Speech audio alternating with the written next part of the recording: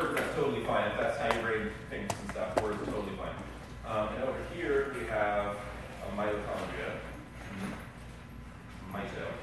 And we want to get that fat, we want to get free fatty acids off of that triglyceride and consume them in this mitochondria. Let's say this is like, I don't know, thigh muscle, right here in a quad, glute meat or something over here, and you're going to consume fat.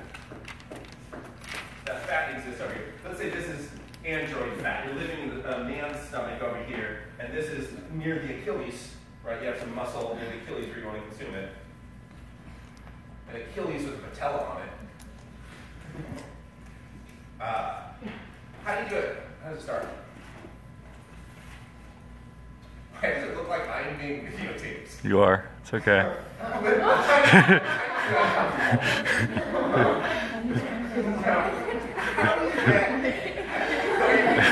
you'll have an answer? Yeah.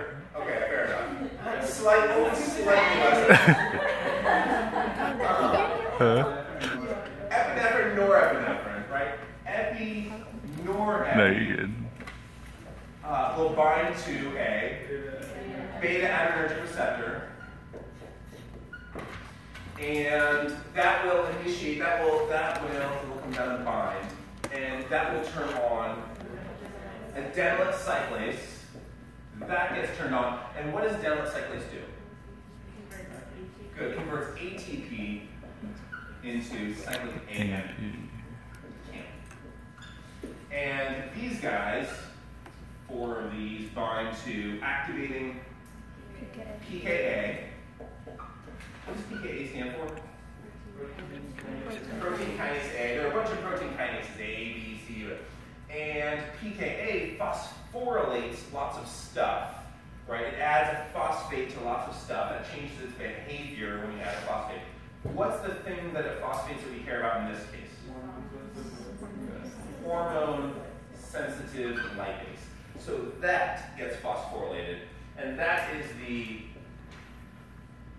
scissors of lipolysis of the triglyceride. So that starts that chopping up. That starts the chopping up of the triglyceride. So now we're mobile, and there's other stuff too. That like perilipin is the coat around it that needs to be phosphorylated, so that's access. But all I care about for us is PKA phosphorylase, hormone-sensitive lipase. That is the scissors that initiates lipolysis, and so we mobilize free fatty acids. You know, this little guy, we get him out of the cell, and we're going to send him over there.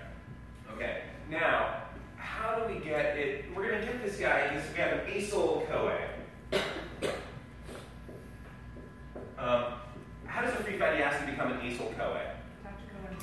Yeah, coenzyme A. Coenzyme A gets attached to it. Now we're going to shuttle this guy into the mitochondria. We're going to shuttle it inside. What is our usher, our shepherd? Carnitine. Carnitine gets attached, and carnitine is our ferryman, our shepherd, our usher. And there are translocase enzymes that help, but all I care about is carnitine. Carnitine gets it in there, it ushers it to its seat, sits it down in the mitochondria, and then leaves. Right? It's going to go do some more ushering. And once you're in a mitochondria, you do beta oxidation, which is good. You have this big thing, this big acyl-CoA, and you chop it up into little 2-carbon chunks, beta oxidation, all you need to know about that. So this free fatty acid has been mobilized, it's now in this mitochondria, and it's being chopped up, and these little guys, these little 2-carbon guys are called acetyl-CoAs. Acetyl-CoA binds to oxaloacetate, which makes, good. What does that say outside the logo? Mitochondria, it's just carnitine. Yeah. Well, carnitine, T-I-N-E. So just pretend I wrote out the whole word. So carnitine. So that's the usher. So these little acetyl-CoAs bind to oxaloacetate to make citrate. That undergoes a bunch of changes and reemerges as oxaloacetate, releasing along the way NADH and FADH too. So then those guys,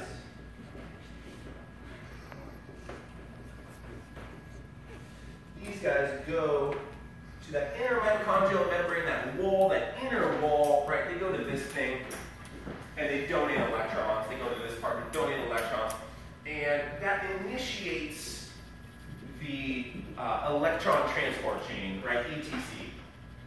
That's not etc. It's lipolysis, beta oxidation, the Krebs cycle, tricarboxyl cycle, etc. Right? So the electron transport chain, and what is the last enzyme? ATP synthase. So ATP synthase is where you get all of your ATP.